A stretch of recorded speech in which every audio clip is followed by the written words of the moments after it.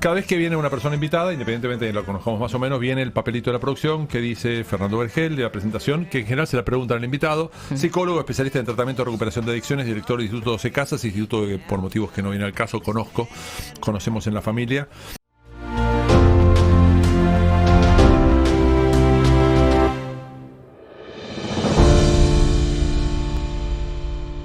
Y que me llevó a la inquietud de charlando con el equipo, Fernando, decir, bueno, a ver si te podés dar una vuelta para explicarnos algunas cosas y para ayudarnos con algunas cosas. Y lo primero que viene, primero, gracias por la visita. No, gracias a ustedes. Y lo primero que me viene a la mente es, lo hablábamos recién, este tema de creer que el asunto del celular en los penales tiene que ver estrictamente con el derecho de la persona a estar comunicada.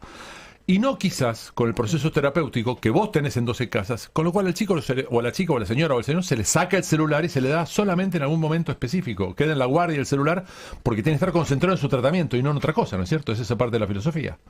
Sí, también de desintoxicarse de todo el proceso cognitivo con la mutación hacia lo digital, ¿no? O sea, Claro. Nuestros cerebros están seteados en el siglo XXI para pensar en algún punto digitalmente, y también forma parte de la intoxicación y también forma parte de la desintoxicación, o sea, Claro. sacarte eso. Ahora, en un penal, ahí entramos en Sí. en otra pecera, digamos, donde se mueve otro tipo de situaciones donde los derechos o los no derechos, bueno, también para mí, desde mi punto de vista, hay que reformular, me parece, el 100%. Para arrancar, ¿qué es un penal? ¿Es un castigo? ¿Es un... Determinarlo. Claro, determinarlo, ¿no? O sea... Claro, pero confío mucho en lo que vos planteás y ustedes plantean en 12 casas, que es la persona que tiene un conflicto concentrada en resolver el conflicto y no en otra cosa. Y entiendo que eso también sería interesante en los penales. Sí. Decir, che, mirá, acá pasó algo. Estafaste a una persona, no hablemos de matar, hablemos de algo que no sea tan... Estafaste a una persona, te mandaste una cagada, sos cositorto. Bueno, metele ficha en resolver este quilombo para poder salir bien, no para salir igual que como estabas, que es un poco también tu filosofía en 12 casas, que salga bien, no que salga porque se raja en situación traumática o para reincidir, ¿no? Sí. O para recaer, va. Sí, ahora en los penales hay abordajes de tratamiento, se ve a una persona cognitivamente, se ve a una persona como un cerebro distorsionado que no puede administrar, en este caso, recursos sociales. Entonces tenemos que empezar por ahí. Entonces después el teléfono, si funciona o no funciona dentro de la cárcel, ahí, bueno, si no hay dispositivo de tratamiento y si la persona no entra con esa finalidad y entra, no sé, quejándose de todo lo que le está pasando, sí, es muy difícil, más allá de darle un teléfono, ¿no?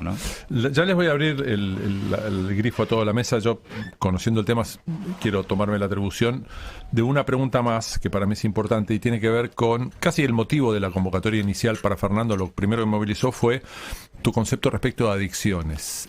De adicciones y del adicto como síntoma, no como culpable, como síntoma de un conflicto mayor que remite al lugar de origen, a la familia.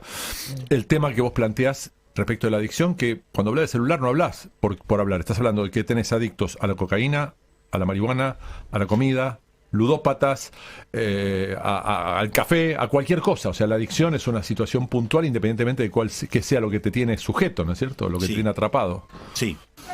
El primer concepto es las drogas. O sea, a partir de vamos a empezar por acá, a partir de las neurociencias y de la apertura, vos pensás esto, yo en el año 88 hice un curso en la UBA, era un seminario para estudiantes de psicología que querían saber un poco más. Entonces, el tipo, que era una eminencia, determinó que las neuronas tenían 3 axones, o sea, tenían 3 formas de conectarse, ¿no? En el año 88. ¿Por qué? Porque había que diseccionar un cerebro para verlo por dentro, ¿sí? Claro. No se podía ver un cerebro en funcionamiento. Las neurociencias aparecen a partir del SPEC y de todo el sistema de poder ver un cerebro vivo en funcionamiento y de aprender sus funciones. Y a partir de eso se descubrió, por ejemplo, que las neuronas tienen 8.000 conexiones entre sí. O sea, una neurona tiene 8000 formas de hablar con la otra, ¿sí? Entonces empezó un nuevo capítulo en la ciencia, empezó un nuevo capítulo en la investigación de las adicciones en el 2012, 13 por ahí. Se le metieron un presupuesto gigante a la Comunidad Europea para la investigación de adicciones y se descubrió lo siguiente: las drogas no producen adicción, el alcohol no produce alcoholismo. La torta de ricota no produce trastorno de alimentación, ni el quiero vale 4 produce Claro. ludopatía por sí mismo, sino que son cerebros que no tienen la capacidad de administrar estímulos, ¿sí? Porque si no, todos los tipos que toman una cerveza serían borrachos y todos los que juegan al truco serían ludópatas, y eso no es así. Todos los que comen serían gordos y pesarían 200 kilos. Y acá viene el asunto: vos no tenés la capacidad de administrar estímulos por un proceso simplemente entre la dopamina, que es un neurotransmisor de los 4 principales, y su inhibidor, que es el inhibidor GABA. Y termina ahí.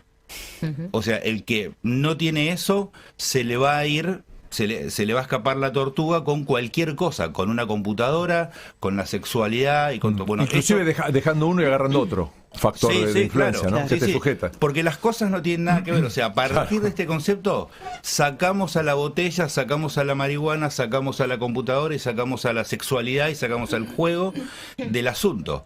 Y nos concentramos en cerebros que no tienen la capacidad de administrar estímulos a través de la dopamina. Y la dopamina tiene un proceso escalar adentro del sistema de estímulos. O sea, vos en la primera dosis, por ejemplo, yo te cuento el mejor chiste del mundo, ¿no? Sí. Y nos reímos todo bárbaro. Si te lo cuento 8 veces me vas a decir: Fernando, pará un poco. Ya está. Ya lo entendimos, listo, vamos a pasar a otra cosa. Bueno, con la droga pasa lo mismo, con el estímulo, cualquier estímulo pasa lo mismo. Vos a la 8ª dosis ya no te pega de la misma manera y necesitas aumentar el estímulo o, como decías vos recién, cambiar el estímulo, que es lo que pasa muchas veces.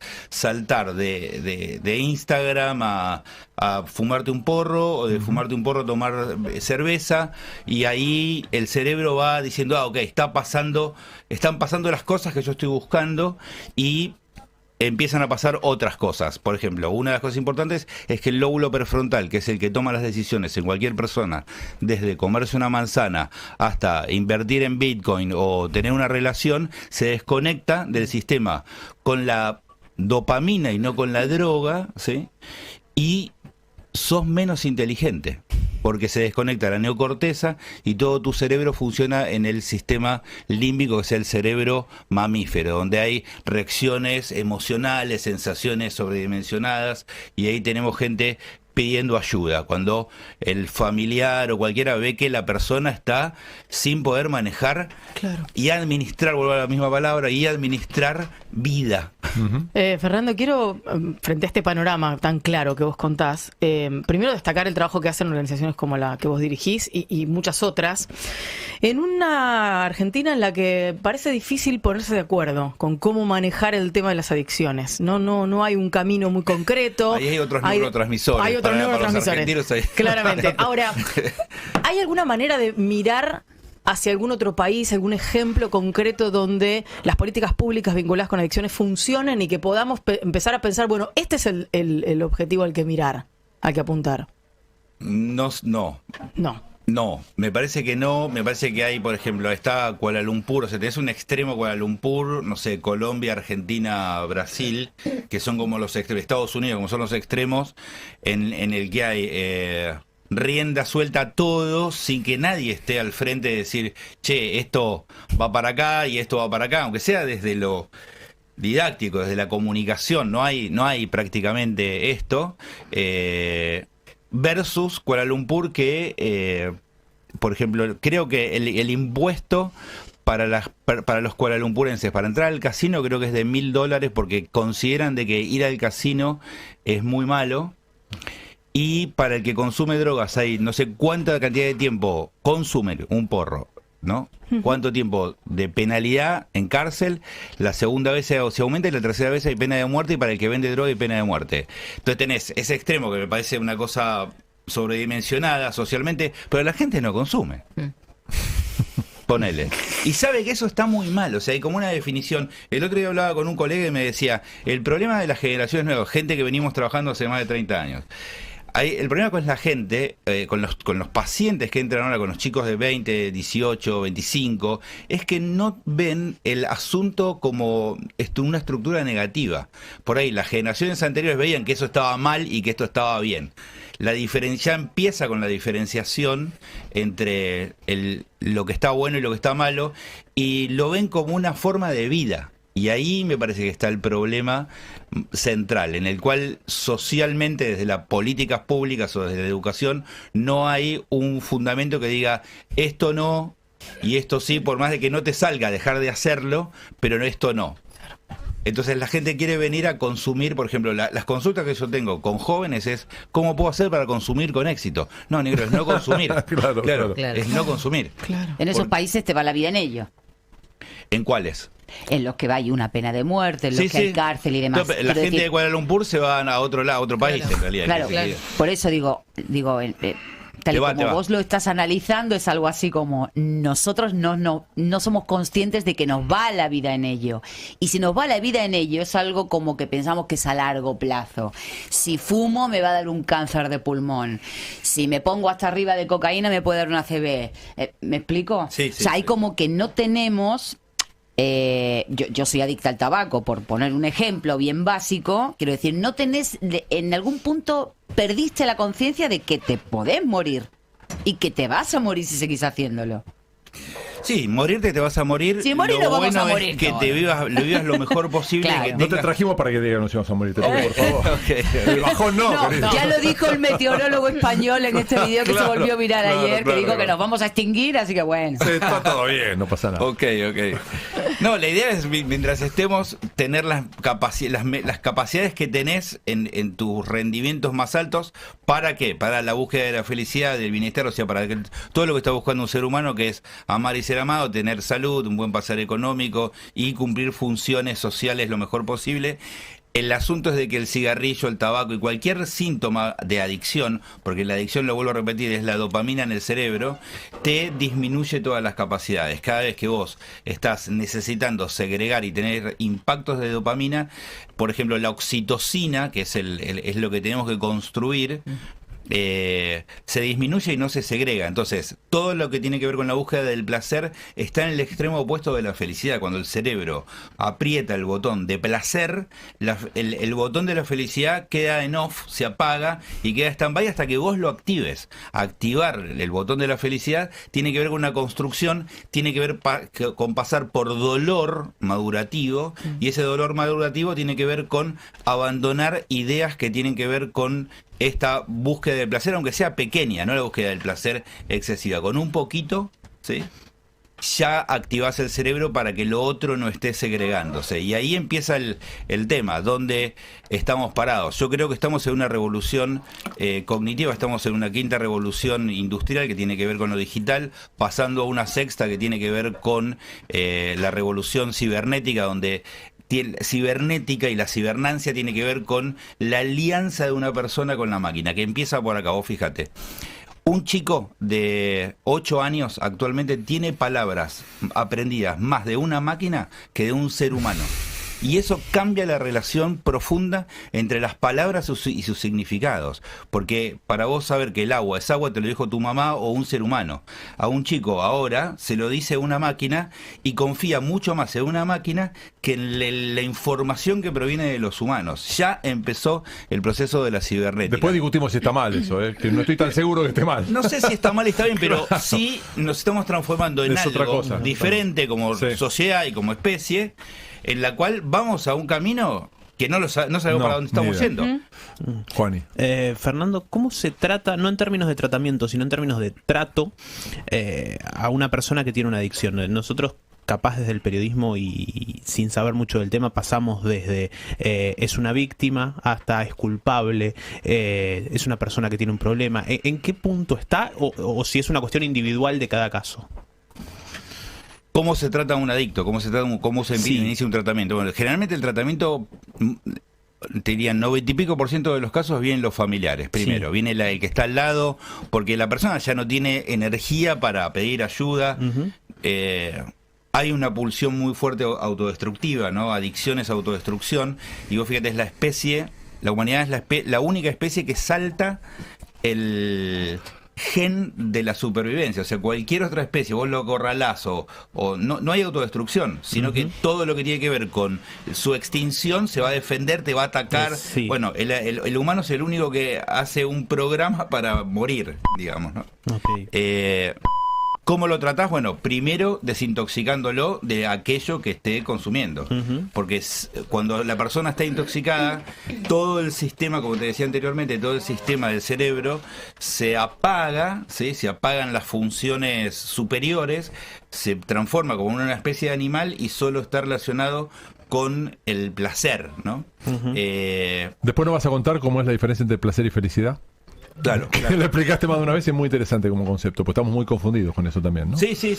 Bueno, por eso es muy importante la información. O sea, claro. ¿qué estoy haciendo? Va a tener que ver con lo que sabes. Si empezás a saber, vas a tener otra búsqueda.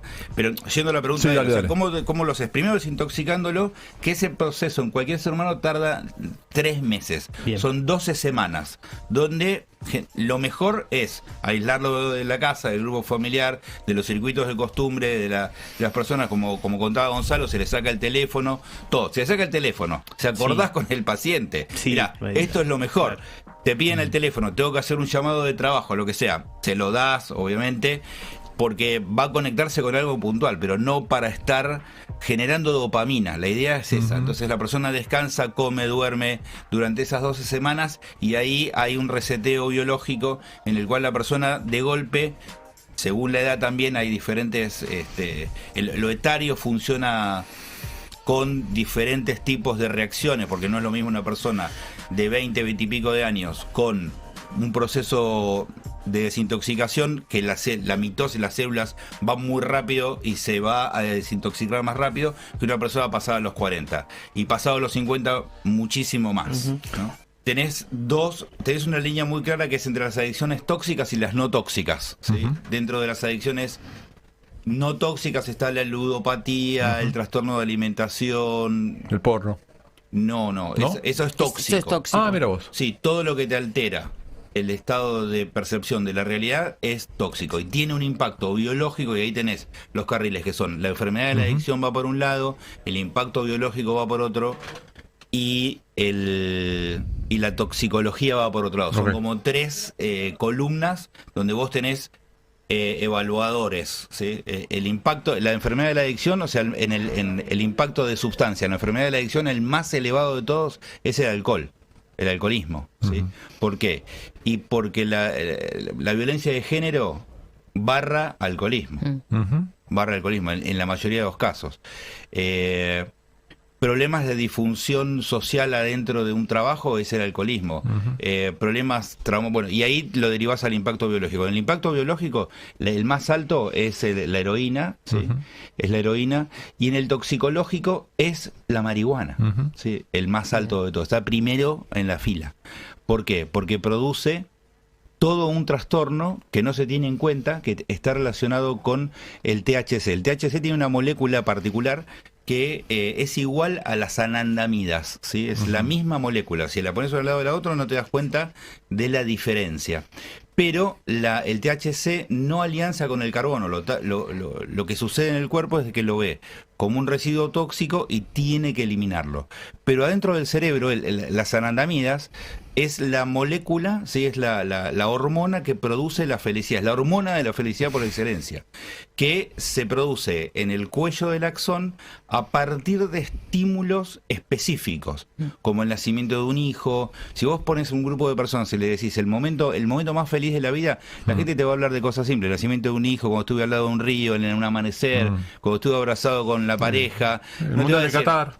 El Mundial de Qatar. No te va a decir eso. No, exactamente, no te va a decir la Copa Libertadores o el Mundial de Qatar. No, salvo los jugadores o la gente que está muy te hablando de involucrada. afuera. Claro, cosas que te involucran personalmente. Personalmente, pero no te van a decir el día que compré la Ferrari. Claro. Esa no te la cuentan las personas en general, algunos por ahí sí, pero generalmente está relacionado con eso que tiene que ver con la segregación de anandamida, donde el cuerpo entró en un momento en el tiempo, en el espacio, en una especie de confort interior, de la paz interior y de todo esto que se está entrillado. La marihuana, el THC, produce lo mismo, produce una especie de pseudo tranquilidad.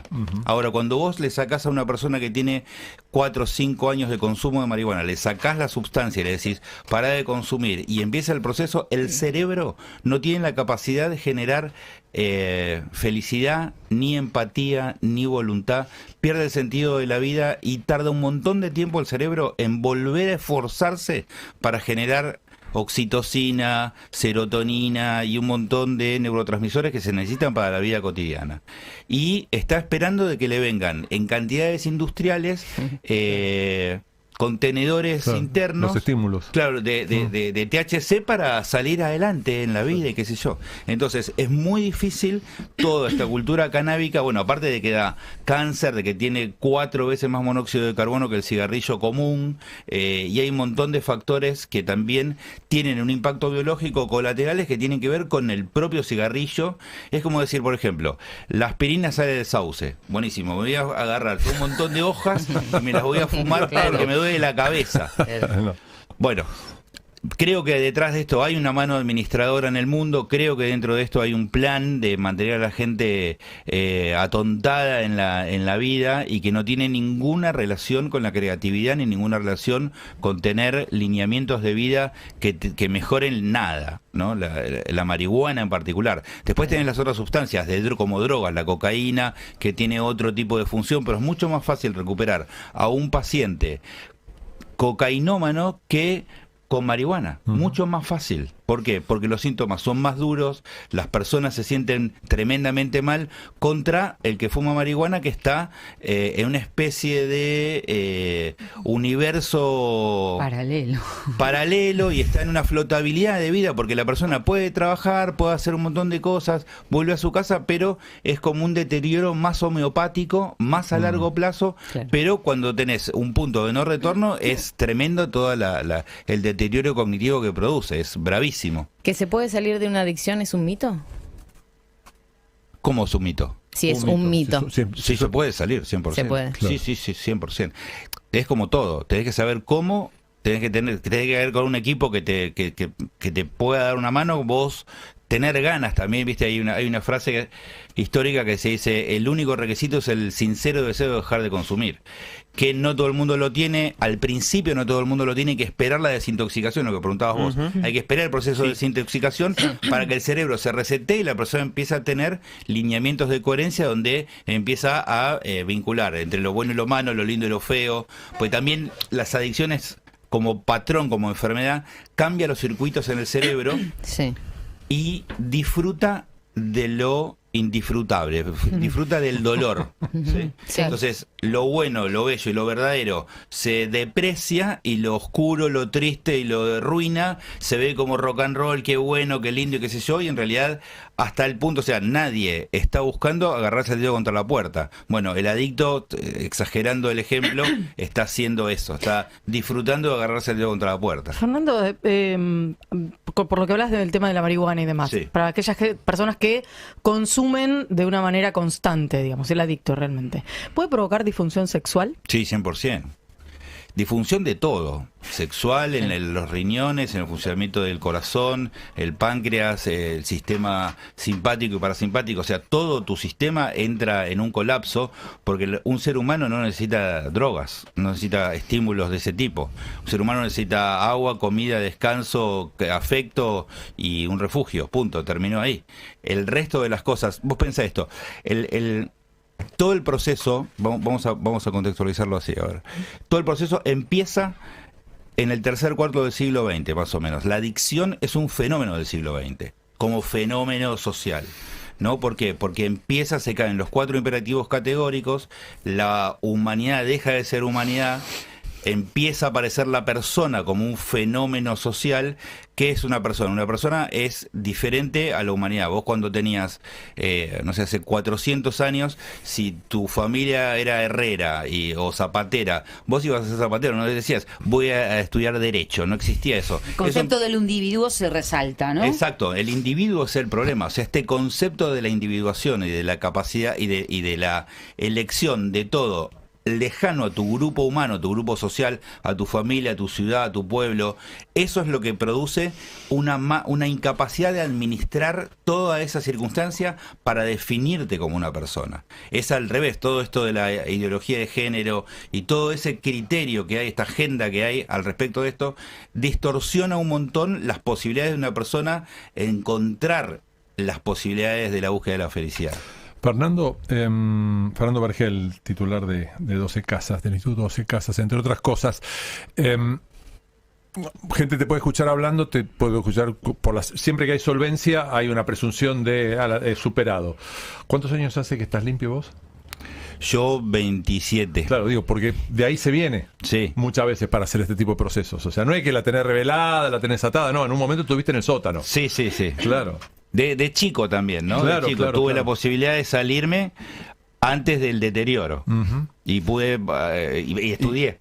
Y hay algo que está muy en boga estos tiempos, que es despotricar con lógica respecto de la no reforma de la ley de salud mental en Argentina, pero a la vez, quiero que me corrijas o me lo ratifiques, entiendo que a veces no somos del todo conscientes, los coadictos o los cercanos a los familiares con problemas de adicción, primero que la persona es un síntoma y no es el responsable, que hay un problema estructural en el núcleo, ¿no es cierto?, en el núcleo familiar, y por otro lado, que tenemos herramientas al alcance de la mano que a veces no queremos utilizar porque nos da culpa, porque nos duele, porque nos da pena, porque porque somos negadores. Entonces, yo no voy a judicializar a mi nene o a mi nena. Y a veces es el único camino, y ahí se puede encontrar el puente del Estado, ¿no? Esquivar la traba que te pone el Estado. Totalmente.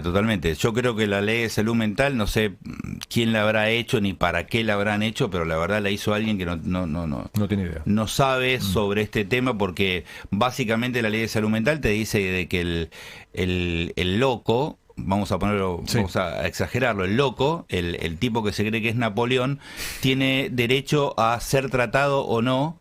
Y me parece que le han pifiado un montón en este caso, ¿no? Sí, me parece que la ley está hecha para que no se interne al tío con la herencia y se lo explote a una persona. Me parece que está hecha para eso, pero como todo, me parece, en este país, no tiene matices, no tiene grises. No tiene profundidad en este caso, ¿no? Claro, no tiene profundidad y no está hecha por... me parece a mí, no sé quién la hizo. Además que es evidente. Me parece que está hecha por abogados, pero no por médicos. También hay jueces que no saben, o sea, están aplicando la ley, en un caso sí, en otro no, con determinados mecanismos, sin conocer de psicología, sin conocer de tratamiento en adicciones. Digo, eso es lo que te cuentan las madres. Porque digo, vos tenés un chico y judicialmente se puede internar. Bueno, pero lo tiene que decidir un juez. Y a muchas familias les cuesta. Vos tenés casos que no se van a puntualizar por motivos obvios, pero que pasa bastante más seguido de lo que la gente cree, y donde la solución está en intentar llegar a esa judicialización si es que amerita. Sí, la judicialización nos da, por ejemplo, a los profesionales y al equipo y a la familia la posibilidad de detener a la persona cuando se quiere dañar, en nuestro caso. Claro. Entonces, tener una judicialización en mano como institución te permite tener ciertos derechos y acciones sobre el paciente, que es solamente para protegerlo. Ahora, lo vuelvo a repetir, seguramente está hecho en casos de que la ley de salud mental está hecha para casos de que esto se transforma en un abuso. Claro, te declaro insano y te choreo. ¿No? Te declaro insano y me quedo con la herencia. Y me quedo con la plata y soy tu curador. Claro. Y bueno, me parece que está hecha para eso, pero me parece que hay que reformularla en este cambio de gobierno, en este cambio de administración, si hay, y todo esto. Me parece un tema importante para poner sobre la mesa, para replantear la misma ley que hay y ponerle grises, y que no sea, como decías vos, un juez que determine el destino de una persona con lineamientos fríos, ¿no? Que no van al caso. Puede ser, Fernando, perdón, Lolita, puede ser que, a ver que la ley no termina de contemplar la realidad que hay realidades que están claras. O sea, Fernando, a ver, contame, vamos a modificar la ley, contame qué pasa en 12 casas, o qué pasa en otro instituto, donde sea, pasa esto, y por ahí tendré una lectura sabia, entender, pero entonces hay un camino que se puede recorrer a través de una ley acompañando los esfuerzos privados, ¿no? Exacto. Me parece que ese es el camino, me parece que ese es el lugar. Después está Cedronar, que es una gran caja del Estado, es un movimiento que sí trabajan, está muy bien, está trabajando, no es que no están trabajando, pero también se queda corto por el problema, me parece que excedió lo que pongas adelante. Entonces tenés las Madres del Paco, tenés movimientos, no sé, Gastón Pauls, que está con el programa nosotros también tuvimos un programa 3 años en Radio Millennium que era solamente sobre adicciones, o sea, hay como destellos de gente que está, no sé, vos que me estás trayendo acá, destellos de gente que está tratando de meterle un poco de fichas a esto, pero parece que el tema es muy grande, hay que abordarlo de una forma muy seria y estamos perdiendo generaciones enteras. Ni hablar de las clases que están muy desprotegidas, la gente que no tiene ningún recurso, bueno, no olvidate. El arranque de consumo empieza a los 8 años, es una cosa tremenda, 8 años, chicos fumando paco. Bueno, cuando Vidal hizo la referencia al tema del porro, que no es lo mismo, lo planteó mal, pero estaba diciendo algo que es cierto. No tiene la misma herramienta un flaco que vive a la vuelta de la radio que un pibe que vive en la villa. No tiene el mismo recurso, no tiene cómo llegar. Sí. Juan, disculpa. Una vez pasado el proceso de desintoxicación, el rol de la familia, ¿cuál debe ser? ¿Cómo se acompaña? ¿Se tiene que parar en un lugar prohibitivo, en un lugar de convencimiento?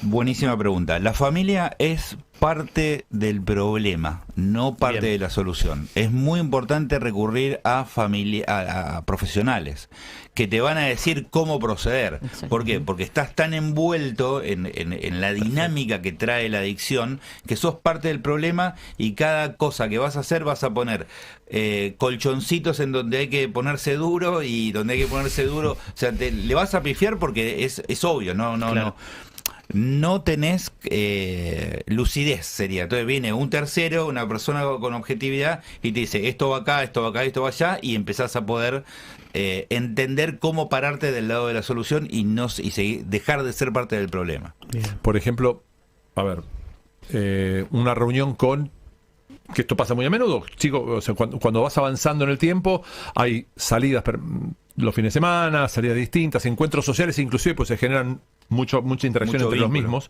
y de golpe uno de los chicos o uno de los señores pone su casa para hacer un asado, y este sábado en lugar de comer a la vuelta de la clínica nos vamos acá a comer. Bueno, sabe la gente de esa casa que tiene que despejar, por ejemplo, todo el área de alcohol, está todo escondido, no puede haber, no puede haber, pero mira que el darle tomarse, no puede tomar, miento, claro. Miento. Al principio, también hay que, claro, sí, es en el principio del tratamiento, porque lo tenés que cuidar de una manera muy estricta. Claro. Pero inclusive pasa a veces esta cosa egoísta que tenemos nosotros desde lo compinche, decir, dale, vení, fumemos un cigarrillo, dale, tomemos una cervecita. En esta etapa el flaco no puede, si lo que le quiere hacer un bien, no lo haga vos tampoco. Bueno, pero es lógico, como si uno se pone a dieta y deja la chocotorta entera en la heladera. Pero acá la heladera la vas a abrir porque tenés que comer. Pero acá lo que no vas a hacer es ponerte a la chocotorta entera ahí. Claro, porque estamos hablando de gente que es un esfuerzo extraordinariamente grande para poder empezar el camino, ¿no? Como para claro. Sí. Y también pasa mucho que se sienten que vos no lo querés. Claro. Si vos los ponés y escuchás, estoy haciendo un esfuerzo y no me estoy estás internado, ayudando, me rompo el lomo para poder lograr un poquitito y vos me pones una cerveza acá adelante, te voy a matar. Claro. ¿Bancamos una tanda, Lore, puede ser? Dale, sí, bancamos. ¿Nos bancás unos minutos más, Fer? Obvio. Dale, vamos con una tandita, enseguida tenemos un poco más de noticias y seguimos hablando un rato con Fernando Vergel. Un tema que, por sí o por no, o de 1 a 10, ¿cuánto de lo que acabamos de ver estas últimas 48 horas en cuanto a la muerte de la gente tiene que ver con las drogas? Un montón. Vamos a una tandita y ya volvemos. Bonaleo en su salsa. 6 minutos después del mediodía, seguimos hablando con Fernando Vergel, titular de 12 Casas, seguimos escuchándolos ustedes. Por supuesto. Y al número que... A través del 1144 000. Tenemos música en un ratito, original y versión. Muy bien. Y te preguntaba antes del aire, antes de la pausa, Fernando, esto de que sin estigmatizar, simplemente diagnosticando algo o dando una percepción, la sanción queda detrás de el manifestante al cual el policía le pone la rodilla en la cabeza en la 9 de julio, el médico de no me acuerdo exactamente qué barrio Morón, es, de Morón, que le pegan un balazo para sacar el auto, la muerte de la chiquita Morena, que encima ni siquiera es un balazo, sino que le pegan en la panza. Pues sí, acá daría la impresión de que hay un común denominador que altera a la gente, ¿no? Y que quizás sea la droga. Seguro, seguro. Yo siempre digo que las estadísticas no tienen un proceso forense porque, por ejemplo, causa de muerte en todo el mundo, la máxima causa de muerte es accidente de tránsito. Bueno, vamos a hacerle una autopsia o vamos a hacer un análisis a todo lo que tienen los accidentes de tránsito y te puedo asegurar de que vas a tener grandes cantidades de lo que sea, la droga, alcohol, estupefacientes, sí, claro. Sí, seguro, seguro. Venimos hablando mucho del proceso y demás, pero hay un momento inicial, ¿no? Un momento de decisión de la familia, del adicto mismo que puede a lo mejor darse cuenta que no está bien y necesita ayuda, de pedirle, demás. ¿Por dónde se empieza? ¿Cuál es tu consejo respecto de por dónde empezar para alguien que nos esté escuchando, un familiar, una persona con problemas de adicciones? ¿Qué es lo primero para hacer? Buscar instituciones como la nuestra, ¿no? Buscar 12 casas, buscar cedronar, buscar, hasta que encontrás gente que es idónea en la materia y te puede dar una mano en el momento y en el lugar donde vos estés parado con el problema. Y ahí empieza la solución. O sea, tenés que entender problema, acción, solución, y cómo proceder con esto yo no tengo las riendas de la solución de este problema, las voy a ir adquiriendo a medida que vaya metiéndome y vaya aprendiendo a cómo se resuelve. Okay. No se resuelve, o sea, no es una pelea de un round, no es un capítulo de Netflix, son como muchas temporadas hasta que llegás al final, pasa mucho tiempo, hay mucha producción, como si fuera una producción de cine. Hay mucha producción, hay mucha gente involucrada, tiene que haber mucha gente involucrada, que como hablábamos fuera del aire, compañeros, profesionales, otros familiares, se empieza a armar una comunidad y se empieza a armar una masa crítica en función de resolver el problema en el punto donde estés parado, y las sustancias también son no importantes, o sea, si consume cocaína, marihuana, alcohol o lo que sea, no tiene que ver con la sustancia. Los tratamientos son basados en la enfermedad de la adicción, se trata como una enfermedad. A mí me gusta más llamarlo como una condición. Para mí ya en este momento del mundo, vos pensás que hay todo un proceso, ¿no? Donde Zygmunt Bauman determinó de que hay 5, él le llama civilizaciones, que son los millennials, ¿no? Que se identifican más por ahí, que son los nacidos entre el 83 y el 97. Anteriormente tenés los X, anteriormente tenés los baby boomers y los entre el 1927 al 47, la generación del silencio, 1947 al 63, los baby boomers, del 63 al 83 tenés los X, los millennials, y después vienen los centennials. En una mesa de domingo vos tenés 5 generaciones hablando de construcciones del mundo completamente diferentes, en donde el abuelo se detona porque el pibe fuma marihuana y los otros dicen, abuelo, esto no pasa nada, y hay todo un cruce generacional muy importante. Para poder nosotros entender y cómo alinear esta situación, tenés que aprender un montón de dónde está la sociedad, de qué se trata todo esto que nos está pasando, y que el problema no es solamente tomar una pastilla o ir a un psicólogo, es una cosa de volver a reformularte y de entenderte como ser humano y qué nos está pasando como sociedad o como grupo familiar. ¿Ser adicto es una cuestión química? ¿Podemos decir una cuestión congénita? Sí, muy bien, es hereditario. Es hereditario. ¿Qué es hereditario? Es la incapacidad de administrar estímulos, ¿no? Bien. La adicción es la incapacidad de administrar estímulos. Y hay algo más que tiene que ver con la edad, que vos destacás mucho, que es que a veces la edad mental se detiene en el caso del adicto en el momento en que empieza con el consumo, ¿no es cierto? Muy bien, sí. Todos los consumidores tienen la edad emocional, la edad en la que empezaron a consumir. Estoy al horno, empecé a fumar a los 14. No, pero no con el cigarrillo. Es con las drogas y el alcoholismo. ¿Por qué el proceso del alcohol sería diferente de la marihuana cuando antes hablaste que la marihuana, esa dificultad casi estrella de todo el ranking de drogas que diste? ¿Qué diferencia hay con el alcohol? Ataca otras regiones del cerebro, o sea, te inhabilita.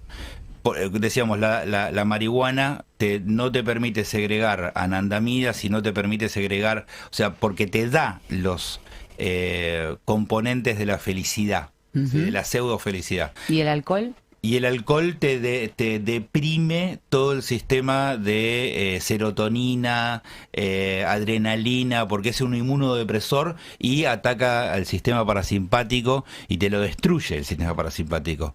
¿En cuánta cantidad? En pocas cantidades. O sea, una persona tomando 40 años periódicamente alcohol llega totalmente con el sistema parasimpático destruido. Completamente, o sea, no es una cosa menor, pero como esto está socialmente avalado y todo el mundo consume alcohol periódicamente, no importa las cantidades, sino que tiene que ver con la prolongación del consumo, bueno, vas a tener problemas que te lo genera eso. Claro. ¿Sí? Bueno, tenemos 3 millones de cosas para hablar, lo haremos solamente a futuro, pero hay algo, quiero generar una polémica en la mesa y en los oyentes, de algo que no sé si vos lo pasaste también. Esto es un audio que quiero que escuchen, y es un audio, escuchen. ¿Tenemos todos auriculares? Sí. ¿Estamos todos en condiciones? No, vos no, Fer. No, bueno, pero... No, pero quiero que escuche vos también, porque es muy polémico lo que van a escuchar, ¿eh? No, pero no conectado. funciona. Acá tenemos uno para pasar. Abramos nuestra cabeza un poco. Después yo le voy a contar de qué se trata. Ahora sí. Es una... ¿Estás? ¿Sí? Ahora sí. ¿Lo tenés a mano? A ver, escuchen. La mayoría siempre tiene razón. Exacto, la mayoría siempre tiene razón. La mayoría nunca tiene razón. Esa es una de las mentiras establecidas por la sociedad. Y todo ciudadano libre debe protestar contra ella. ¿Quién es la mayoría del sufragio? ¿Los estúpidos o los inteligentes? Espero que ustedes me darán la razón de que los estúpidos están en todas partes, formando una mayoría aplastante. Y creo que esa no es razón suficiente. Digo que creo que esa no es razón suficiente para que los estúpidos manden sobre los demás.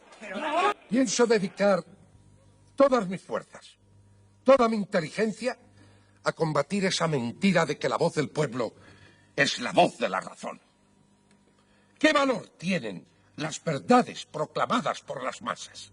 No pretendo tener distinción de ninguna clase. Pertenezco a una simple familia de campesinos y estoy muy orgulloso de pertenecer a esa masa a la que se está insultando aquí. La masa a que me refiero no está solamente en las clases bajas. También se revuelve en torno nuestro, incluso entre las clases más elevadas de la sociedad. Bueno, esto que parece tan polémico data de noviembre de 1882. Es El enemigo del pueblo, una obra de Henrik Ibsen, el noruego. El que habla es el doctor Thomas Stockmann, que lo que dice es, él es médico y descubre en una ciudad que vive de lo balneario, de la costa, descubre una bacteria que mata gente. Entonces le cuenta su verdad, la gran mayoría del resto, el intendente, el alcalde, su hermano. Y bueno, Ibsen fue un gran provocador en ese sentido, pero lleva también una reflexión, ¿sí? No sé. Es el pensamiento de Sócrates, ¿no? Sócrates le dan cicuta por tener esta misma idea sobre la democracia. Claro. Y él se la toma, a pesar, los discípulos dicen, mira, no la tomes, retractate. Dice, no, esto va a ser un testimonio porque en realidad mi voto, que soy Sócrates, no vale igual que el de un campesino. Mi voto vale 1000 y el de un campesino vale medio. Claro, digo, repetimos Sócrates. Y la verdad que no es ni para una cosa ni para otra. Nos cuesta un montón poner cosas en la superficie y discutirlas. Y debatir cómo, porque estamos hablando claramente, mira, voy a leer algo que tiene que ver con la interpretación actual. Esta obra bien pudo haberse escrito en la actualidad por la vigencia de su trama, así como por su transcurrir que puede acontecer en casi cualquier lugar del mundo donde los intereses del capital se antepongan a la protección de la vida y el medio ambiente. Es notable su influencia, por ejemplo, en la película Tiburón, ¿sí? La obra esta. La actualidad de Un enemigo del pueblo nos muestra políticos expertos en doble lenguajes, medios de comunicación, nosotros, que se presentan funcionarios al poder y que pactan con intereses particulares enmascarados bajo la noción del bien común y una opinión pública a la que se sacraliza el tiempo que se le manipula obscenamente. Y la verdad que no digo que esté bien, tampoco está del todo mal. No es que un tenemos análisis. que discutir, Es tenemos un que análisis plantearnos. real. Claro, porque la manipulación existe y a veces es dramática, o sea, no es casual que... A ver, ¿Es manipulación o es dependencia? Lore, ¿cuántos millones votamos a Alfonsín? 7, 8 millones. Aproximadamente, sí. ¿A Menem? En una 7, sí, 8 millones. Un poquito más, tal Dos vez. veces. Sí. A De la Rúa, otro 7, 8 tanto. millones. A Néstor, 7, 8 millones. Cristina, 7, 8 Y nunca no se nos ocurre imaginar que por ahí uno votó siempre a ganador. Claro. Cosas totalmente disímiles. Seguramente Entonces, puede suceder. Bueno, y por eso estamos en un país fulgurante. Sí, es la diferencia de la gran discusión histórica de los griegos entre los filósofos y los sofistas, ¿no? Claro. O sea, los sofistas son los que manipulan al que va a hacer la filosofía para que su filosofía sea más eficiente a la hora de penetrar la idea en los demás. Y estamos en esa, o sea, ganaron los sofistas finalmente. Estábamos discutiendo hoy temprano por el tema este que yo sintetizo como tirarnos muertos por la cabeza, y que en un momento te pones a pensar, el acto reflejo es decir, uy, ¿cómo se sentirá Kicillof por lo que pasó en Morón? ¿Y cómo se sentirá De la Rúa por lo que pasó en el Obelisco? Es De la Rúa, perdón, el fallido. Larreta. Rodríguez Larreta. Y prescindimos del muerto. O sea, nos preocupa ver a quién afecta más el muerto y no al muerto mismo. El muerto es un accesorio. El muerto ya está muerto, ya fue. Fernando, un millón de gracias. No, gracias a ustedes. Hermoso fin de semana. Fernando Vergel, una gran visita tuvimos. Una pequeña tanda, sí hablamos un poco de fútbol para descomprimir, cosa que también le gusta mucho a Fernando, siempre sus charlas mete un poco de fútbol. A propósito, no dijimos nada del tema de tus charlas que aparecen en YouTube todo el tiempo, en tu canal y demás, ¿no es Sí, cierto? es Fernando Vergel Oficial en YouTube. Vergel con B larga. Con B y larga. G. Fernando Vergel con B larga y con G. Y es www.centro12casas.org para las personas que necesitan consultas. Exactamente, las consultas. Y del otro lado es como si fuera homeopático, no hace ningún daño simplemente escuchar lo que nos vas contando, más allá de que estés bien o estés mal, que en realidad todos tenemos un poco de estar mal. Yo hoy particularmente estoy un montón mal. 12 y 18 de la mañana. Bonaleo en su salsa.